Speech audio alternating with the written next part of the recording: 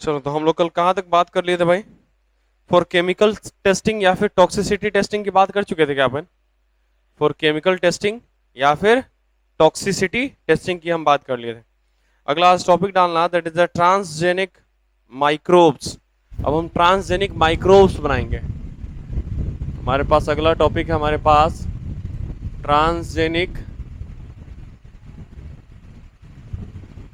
अगला टॉपिक है हमारे पास ट्रांसजेनिक माइक्रोब्स। अगला टॉपिक है हमारे पास ट्रांसजेनिक माइक्रोब्स।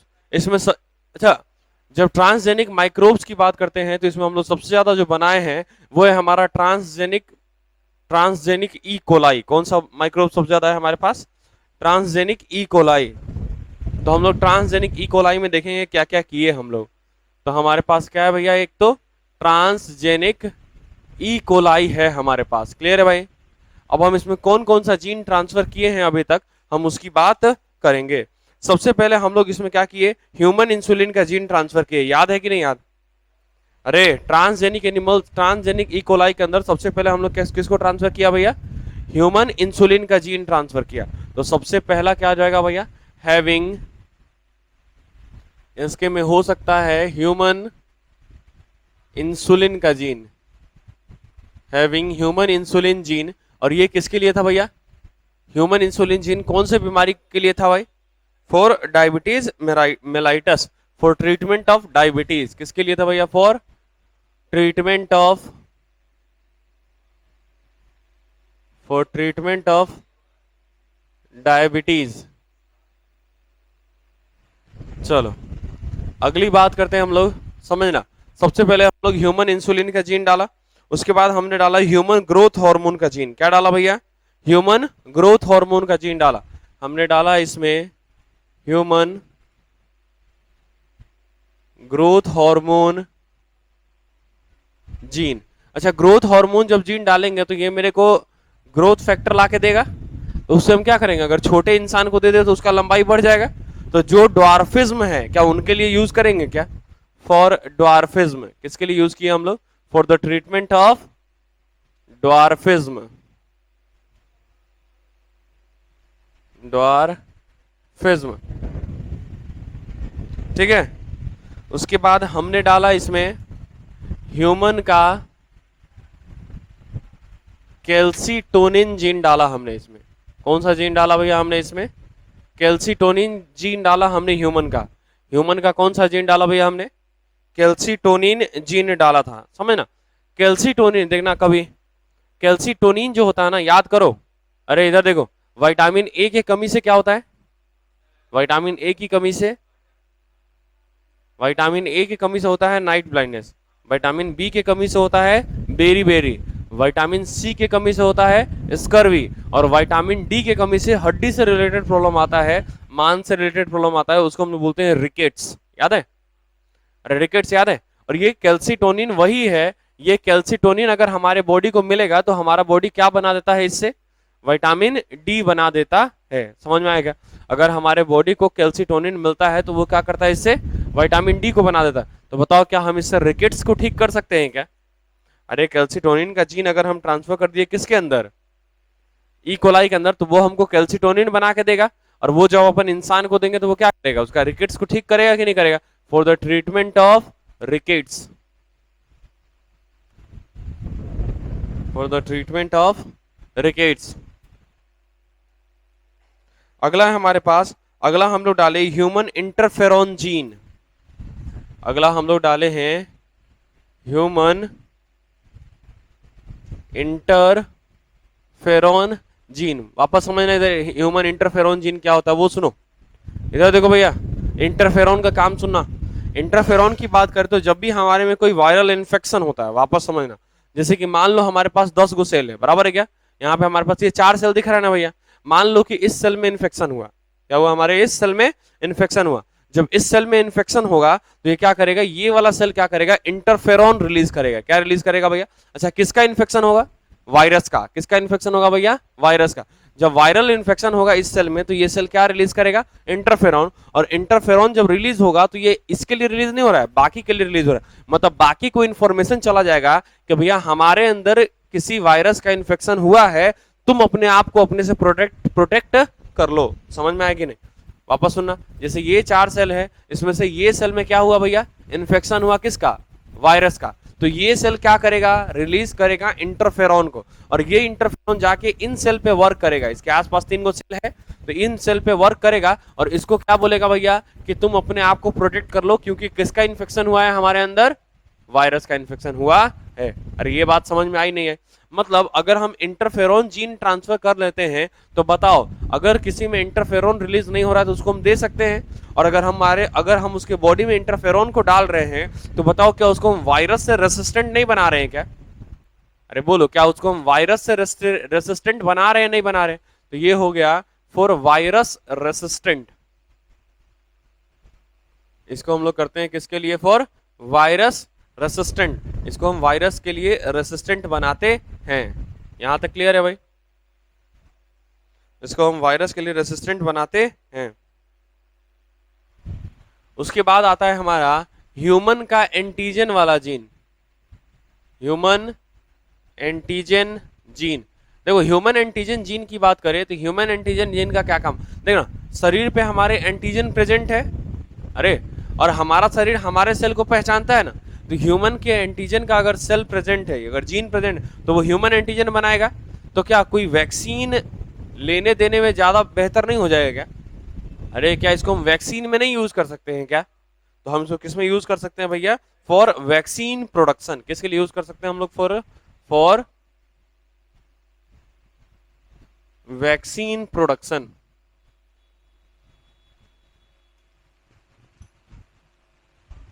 हम लोग इसको यूज कर सकते हैं फॉर वैक्सीन प्रोडक्शन। किसके लिए यूज कर सकते हैं अपन? For vaccine production. किसके लिए यूज कर सकते हैं अपन इसको? For vaccine production. यहां तक हुआ?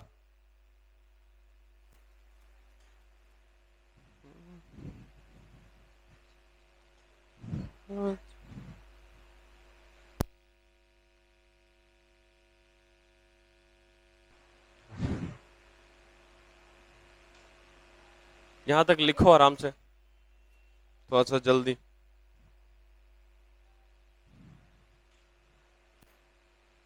हो गया क्या?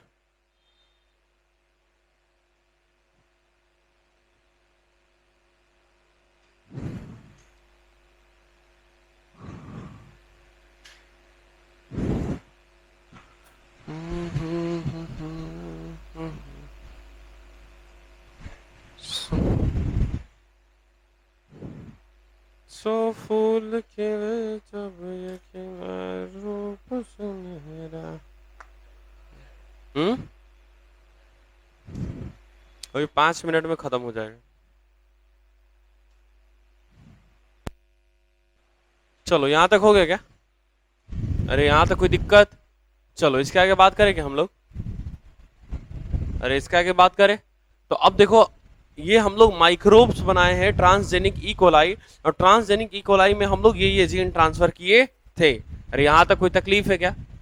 अरे कौन कौन सा जीन हम ई कोलाई में ट्रांसफर किए इंसान का, वो बात समझ में आई या नहीं आई? अरे आई बात समझ में? चलो, अगला हम लोग बात करते हैं सुडोमोनास पिट्यूडा की। सुडोमोनास पिट्यूडा, ये भैया इंपॉर्टेंट ऑर्गेनिज्म है। इसको हम लोग सुपर बग या फिर ऑयल ईटिंग बग के नाम से जानते हैं। किस नाम से जानते हैं भैया अपन इसको? सुपर बग, बीयूजी बग, या फिर ऑयल ईटिंग बग के नाम से अपन जानते हैं। तो यहां पे हम लोग टॉपिक डालेंगे, टॉपिक डालना हमारा सुडोमोनास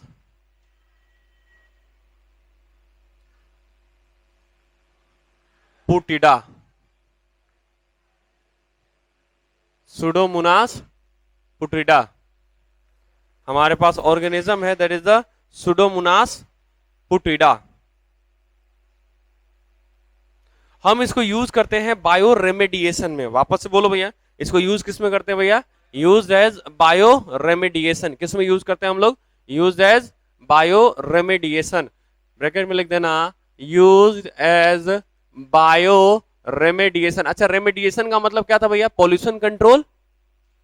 अरे पॉल्यूशन कंट्रोल था या नहीं था?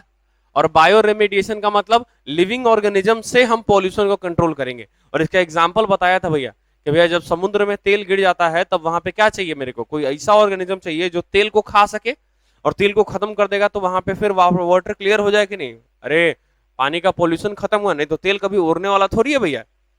अबे जो पानी में मिला हुआ है वो तो पूरे मछली को बर्बाद करेगा या नहीं करेगा, एकदम काफी टाइम तक वहां पे पॉल्यूशन कोज करेगा या नहीं करेगा, तो पूरा हमारा बर्बाद कर देगा। क्लियर है भाई। तो ये जो हमारा हाँ बायो रेमेडिएशन, बायो रेमेडिएशन, इसी को हम लोग बोलते हैं सुडोमोनास पिटूडा। वापस सुनना, सुडोमोनास पिटूडा की बात करो, इसी को हम लोग बोलते हैं, वापस सुनना, सुडोमोनास पिटूडा को हम लोग बोलते हैं सुपर बग। क्या बोलते हैं हम लोग इसको, सुपर बग्स, या फिर इसी को हम लोग क्या बोलते हैं, that is the oil eating bug. क्या बोलते हैं हम लोग इसको, ऑयल ईटिंग बग। क्या बोलते हैं हम लोग इसको, ऑयल ईटिंग बग। समझ में आया क्या। इसको हम लोग बोलते हैं सुपर बग या फिर ऑयल ईटिंग बग, मतलब तेल खाने वाला। अरे तेल, और ये नेचुरली नहीं मिलता है, वापस सुनना भैया, ये नेचुरली नहीं मिलता है। इसको सबसे पहले बनाया था एक इंडियन साइंटिस्ट था जिसका नाम था आनंद मोहन चक्रवर्ती। एक इंडियन साइंटिस्ट है जिसका क्या नाम है भैया, आनंद मोहन चक्रवर्ती, उसी ने सबसे पहले बनाया था। और उसके बाद इसको बनाने के बाद इसको पेटेंट करवाया। सबसे पहले पेटेंट का प्रावधान किसने चालू किया था भाई, आनंद मोहन चक्रवर्ती ने। उसी ने सबसे पहले बोला कि नहीं ये मेरा बनाया हुआ है। तब अमेरिका गवर्नमेंट बोला कि आप पेटेंट उसको करवा सकते हैं जो आपका सोच है। आप किसी ऑर्गेनिज्म को, किसी इंसान को थोड़ा ना पेटेंट करा लीजिएगा कि नहीं ये इंसान भैया मेरा ही है, इससे जो भी होगा भैया इसे। तो आप किसी भी ऑर्गेनिज्म, किसी भी लिविंग ऑर्गेनिज्म को पेटेंट नहीं करा सकते, ये बात हुआ। तब जब केस हुआ तो भैया कोर्ट में ये प्रूफ किया कि ये नेचुरली मिलने वाला ऑर्गेनिज्म नहीं है, ये लिविंग ऑर्गेनिज्म है लेकिन मेरा बनाया हुआ ऑर्गेनिज्म है। समझ में। तब फाइनली इसको पेटेंट मिला। समझ में आया क्या। तो आज भी पेटेंट इसी के नाम है, that is Anand Mohan Chakraborty, that is Pseudomonas putida, oil eating bug या फिर सुपर बग के नाम से हम इसको जानते हैं। क्लियर है भाई। चलो अगर क्वेश्चन आया हमारे बायोटेक से तो सुडोमोनास पिट्यूडा से क्वेश्चन जो है वो 100% चांस है कि आएगा, एकदम 100% यहां से क्वेश्चन आएगा, बराबर। और सुडोमोनास पिट्यूडा को किसने डेवलप किया था भाई, इट इज डेवलप्ड बाय आनंद मोहन चक्रवर्ती। तो हम लोग बात करें सुडोमोनास पिट्यूडा के लिए लिख सकते हैं क्या, it is developed by Anand Mohan, आनंद मोहन चक्रवर्ती।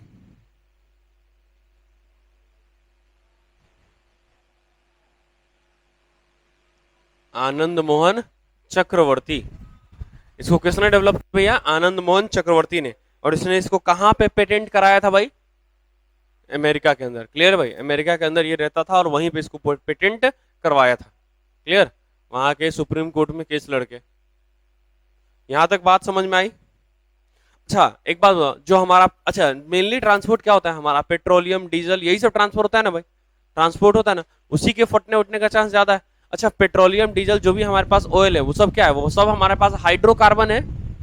अरे वो सब ऑर्गेनिक कंपाउंड होता है ना भैया, पेट्रोलियम बात करो, डीजल की बात करो, केरोसिन ऑयल की बात करो, वो सब क्या होता है हमारा, that is a carbon compound है, मतलब हाइड्रोकार्बन ऑर्गेनिक कंपाउंड है भाई। तो हम लोग इसको बोल सकते हैं कि ये जो हमारा सुडोमोनास पिट्यूडा है वो डाइजेस्ट कर सकता था हाइड्रोकार्बन को, चाहे वो हाइड्रोकार्बन तेल हो चाहे हाइड्रोकार्बन कुछ भी हो। समझ में आया कि नहीं आया।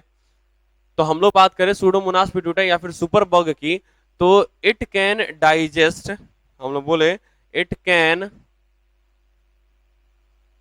डाइजेस्ट, किसको डाइजेस्ट कर सकता है भैया, हाइड्रोकार्बन को। किसको डाइजेस्ट कर सकता है भैया, ये हाइड्रोकार्बन को ये डाइजेस्ट कर सकता है। जैसे कि हाइड्रोकार्बन में क्या जाएगा, जो भी पेट्रोलियम प्रोडक्ट है, जो भी पेट्रोलियम प्रोडक्ट है उन सबको ये डाइजेस्ट कर सकता है। क्लियर है भाई। पेट्रोलियम प्रोडक्ट यहाँ पे हम ज्वलनशील पदार्थ की बात कर रहे हैं, जो तेल वगैरह है, जो भी हाइड्रोकार्बन जो हमारे पास तेल है उसकी बात कर रहा है। क्लियर भाई। मतलब हम लोग ये बोले कि भैया यहाँ पे ये क्या करता है, इधर देखो, यहाँ पे ये क्या करता है कि अगर मान लो कि ओशियन में, समुद्र में, इधर देखना भैया, अगर मान लो कि ओशियन समुद्र में अगर तेल गिर जाए तो ये क्या करता है, तेल को पचा देगा, मतलब उसको स्पिल कर देगा, किससे, पानी से अलग कर देगा, मतलब पानी से पूरा खत्म कर देगा, स्पिल आउट कर देगा वहां से। वापस समझना, स्पिल आउट का मतलब होता है उसको खत्म कर देना वहां से। वापस से बोल रहा हूं भैया, स्पिल आउट का मतलब होता है उसको वहां से खत्म कर देना। अगर उसको वहां से, जैसे मान लो तुम किसी चीज को कहीं से खत्म कर दिया, उखाड़ के फेंक दिया उसको, इसका मतलब हुआ है तुम उसको वहां से स्पिल आउट कर दिया। क्लियर है भाई? वैसे ही ये क्या कर रहा है, तेल को समुद्र से खत्म कर दे रहा है। जो समुद्र में तेल गिरा हुआ है उसको खत्म कर रहा है ना, खा पका के, तो उसका मतलब हो गया ये स्पिल आउट कर रहा है। बराबर है क्या? अरे आया नहीं आया? क्लियर है भाई? तो यहाँ पे अगला स्टेटमेंट हम क्या लिख सकते हैं, बोलो। अगला स्टेटमेंट क्या लिख सकते हैं, इसको हम किसके लिए यूज करेंगे? It is used to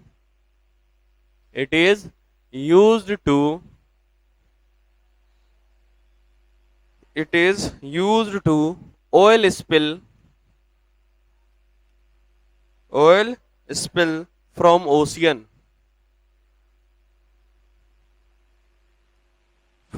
oceans।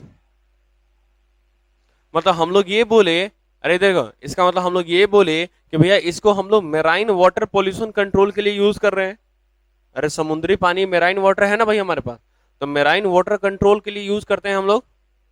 तो हम लोग यहाँ पे लिखेंगे ब्रैकेट में कि हम लोग यहाँ पे किसके लिए यूज करते हैं भैया, ये मेराइन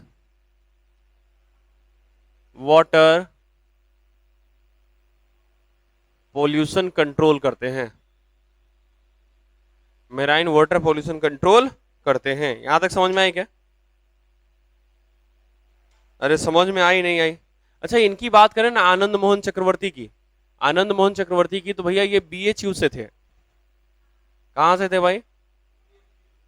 बीएचयू, याद रहेगा क्या? कहां से थे भाई? अच्छा एक और साइंटिस्ट था जो बीएचयू से था, कौन सा? एस सेंगर। हाँ भाई भाई एफ सेंगर। एफ सेंगर कहां से थे भाई? बीएचयू से थे। याद है या भूल गए? चलो आ जाओ। तो यहां तक बात समझ में आ गई क्या? अरे पक्की बात। अगली बात करें क्या हम लोग? अब ये किसको किसको डाइजेस्ट कर सकता है? याद करो हमारा जो पेट्रोल होता है वो ऑक्टेन होता है, याद है? अरे जो हमारा पेट्रोल होता है वो ऑक्टेन होता है। वैसे ही कई सारे तेल होंगे जो अलग अलग हाइड्रोकार्बन होगा। अरे बहुत सारा तेल होगा ना, जैसे कि कुछ जाइलेन होता है, कुछ कैम्फर होता है। कैम्फर समझते हो क्या? हाँ भाई उसकी बात कर रहे हैं, वो सब ऑयल में ही आ रहा है। तो यहाँ पे हम लोग क्या बात करते हैं, इन दिस, इसमें क्या किया गया था, in this four types in this four types of gene या फिर प्लाज्मिड वेयर ट्रांसफर्ड। इसमें हम लोग 4 तरह का जीन या फिर प्लाज्मिड को ट्रांसफर किए थे। वेयर ट्रांसफर्ड,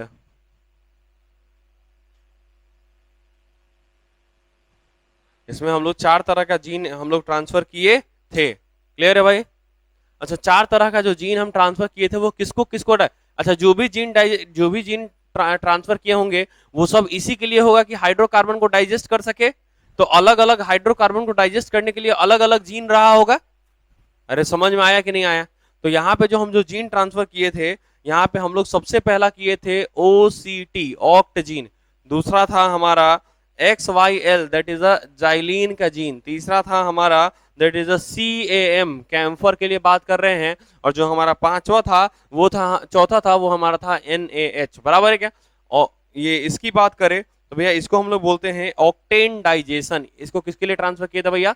ऑक्टेन के डाइजेशन के लिए। अगर मान लो कि समुद्र में पेट्रोल गिरा है तब उसके लिए ऑक्टेन डाइजेशन। अगर मान लो समुद्र में जाइलीन गिरा है तब उसके लिए, तो इसको हम लोग किए थे जाइलीन डाइजेशन।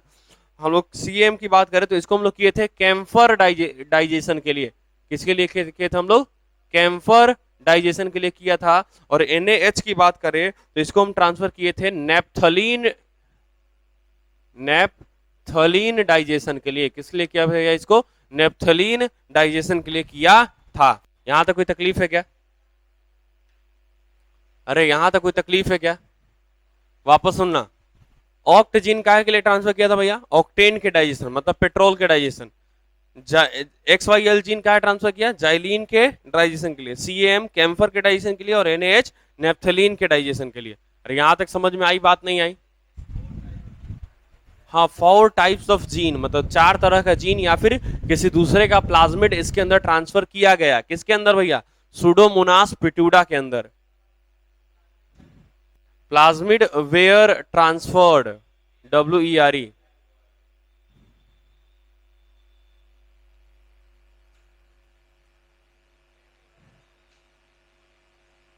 सही है क्या? तो ये हमारी बात है, कोई दिक्कत?